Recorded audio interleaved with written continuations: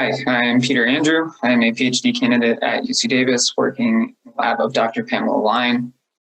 This poster is a summary of some research investigating the involvement of the mTOR signaling pathway in neuroinflammation and the development of spontaneous recurrent seizures following acute intoxication with organophosphates.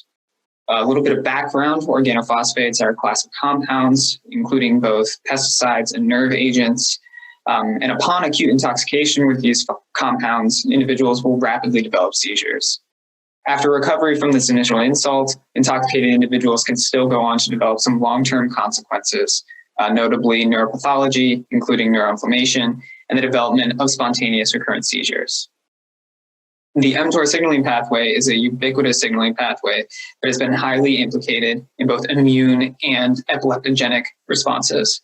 Thus, we sought to evaluate the extent to which mTOR signaling might be implicated in neuroinflammation and the development of spontaneous recurrent seizures following acute intoxication with organophosphates. To do this, we use a rat model of organophosphate intoxication, in which adult male rats are intoxicated with the organophosphate diisopropylfluorophosphate, or DFP, abbreviated throughout the poster. We then harvest tissues at varying time points after the initial intoxication event for histological and biochemical analyses. We identified a transient increase in mTOR activity, evident within 1 hour following the intoxication event and persisting up to returning to baseline by 3 days post-exposure. Moreover, we found that mTOR signaling was enhanced in microglial populations following DFP intoxication. Microglia are the innate immune cells of the brain and critical to neuroinflammatory responses. Thus, we thought that potentially mTOR signaling could be implicated in microglial-mediated neuroinflammation. So we decided to probe the involvement of mTOR in microglial-mediated neuroinflammatory processes, providing the mTOR inhibitor, Rapamycin, following DFP intoxication.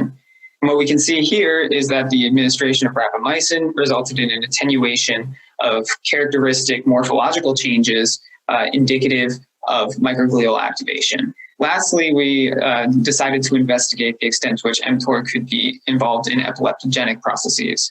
And while these data are preliminary, they demonstrate that the individual administered Rapamycin following DFP intoxication did not develop spontaneous recurrent seizures, while the animals in the other groups did. This suggests to some extent that mTOR inhibition could be a novel therapeutic avenue, and mTOR itself may be involved in epileptogenic processes following acute DFP intoxication.